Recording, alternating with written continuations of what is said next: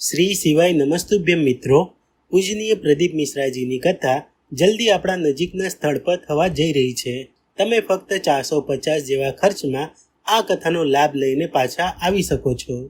તેના વિશે અમે આજે જાણકારી આપીશું. 1 થી 7 ડિસેમ્બર સિરપુર મહારાષ્ટ્રમાં આ કથા થવા જઈ રહી છે.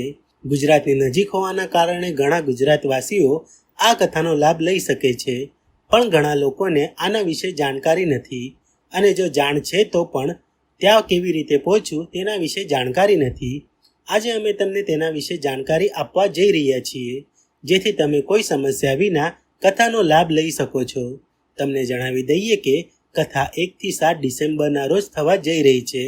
કથા સ્થળની વાત કરીએ તો ભગવાન મહાવીર જૈન ઉદ્યાન, કરવંદ રોડ, સિરપુરમાં થઈ રહી છે.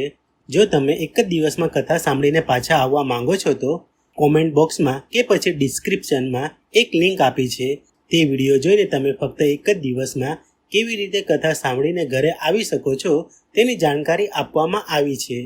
સૌપ્રથમ આપણે રેલવેની વાત કરીએ તો જે દિવસે તમે જવાનું નક્કી કરો છો તેના એક દિવસ પહેલાં તમે સુરત ભુસાવલ એક્સપ્રેસ ટ્રેનમાં બુકિંગ કે તે ટ્રેનમાં મુસાફરી કરી શકો છો. આ ટ્રેન સુરતના બદલે હવે ઉધનાથી નીકળે છે. આ ટ્રેનથી સુરત અને તેના આજુબાજુના વિસ્તારના લોકો મુસાફરી કરે છે. બીજા શહેરના લોકો પણ સુરત આવીને આ જ ટ્રેનમાં મુસાફરી કરવાનું પસંદ કરે છે, કારણ કે ઘણી ઓછી ટ્રેન ત્યાંના રૂટમાં જાય છે. જે લોકો અમદાવાદ, વડોદરા જેવા શહેરોથી આવે છે તેમણે નવજીવન એક્સપ્રેસ કે હાવડા એક્સપ્રેસ ટ્રેનમાં બુકિંગ કરવાની રહેશે.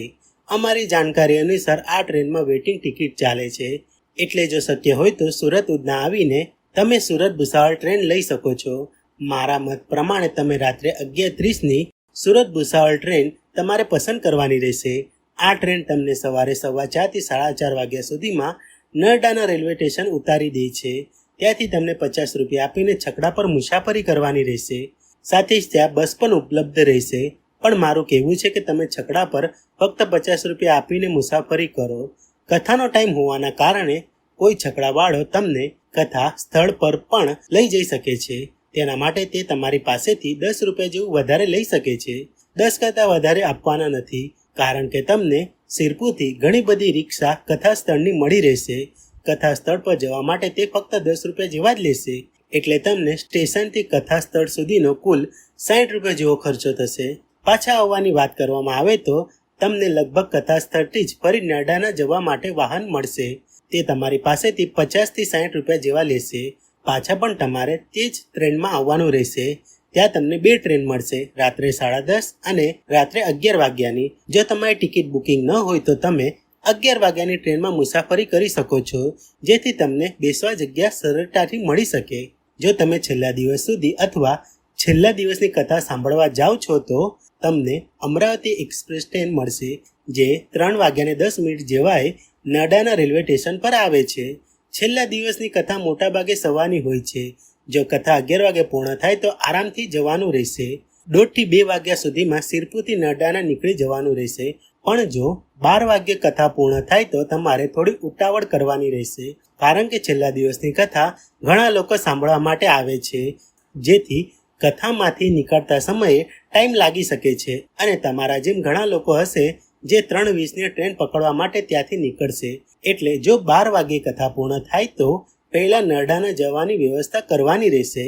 ખર્ચની વાત કરવામાં આવે તો ટ્રેનની ટિકિટ 170 છે, એટલે કે બંને તરફના 340, અને સ્ટેશનથી સિરપુર વગેરે આવવા જવાના બંને તરફના ખર્ચની વાત કરવામાં આવે તો 100 થી 120 રૂપિયા જેવા થશે. એટલે કુલ ખર્ચની વાત કરવામાં આવે તો 440 થી 460 જેવા થશે. જો તમે હોટલમાં રોકાવા માંગતા હો તો તેનો ખર્ચો અલગ રહેશે.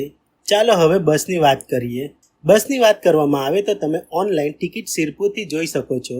જો સિરપુરની ટિકિટ ન મળે તો એક વખત ચોપડા બસ જોઈ લેવાની રહેશે, અને બુક કરતા પહેલાં પૂછપરછ કરી લેવાની રહેશે કે આ બસ સિરપુર રૂટમાંથી નીકળશે કે નહીં.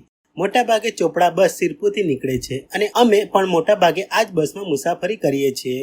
ઓફલાઈન વાત કરવામાં આવે તો ઉધનાથી 250 થી 1500 સુધીની ટિકિટ મળી રહેશે. બધી સ્લીપર બસ હોય છે. 250માં એક સ્લીપર બોક્સમાં 2 વ્યક્તિ બેસાડવામાં આવે છે, અને જો તમે એકલા બેસવા માંગતા હો તો 500 વાળી ટિકિટ બુક કરવાની રહેશે, જેમાં એક બોક્સમાં એક વ્યક્તિ બેસાડવામાં આવે છે. ઓફલાઈનમાં તમે આ રીતે પૈસા બચાવી શકો છો.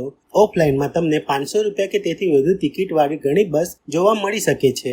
આ બધી બસ તમને સિરપુર ઉતારશે અને ત્યાંથી 10 રૂપિયા જેવું આપીને કથા સ્થળ પર જઈ શકો છો. કથાના કારણે બસ ટિકિટના ભાવમાં વધારો થઈ શકે છે. ઉધનાના રતન ચોકમાં તમને ઘણી બધી બસો મળી શકે છે. તે માટે તમારે જે દિવસે જવાનું હોય છે તે દિવસે સવારે 8-9 વાગ્યે ત્યાં જઈને ઓફલાઈન બુકિંગ કરવાનું રહેશે. બસ ખર્ચની વાત કરવામાં આવે તો 600 થી 2500 જેવો વ્યક્તિ દીઠ ખર્ચો આવશે. જો તમને જાણકારી કામની લાગી હોય તો લાઇક એન્ડ શેર કરવાનું ભૂલતા નહીં. એક નોંધ, કથા હોવાના કારણે વાહન, રિક્ષા વગેરેના ભાડામાં બદલાવ થઈ શકે છે. અમે આપેલી જાણકારી અમે રેગ્યુલર જઈએ છીએ તેની છે. કથાના સમયે ભાવ બદલાઈ પણ શકે છે.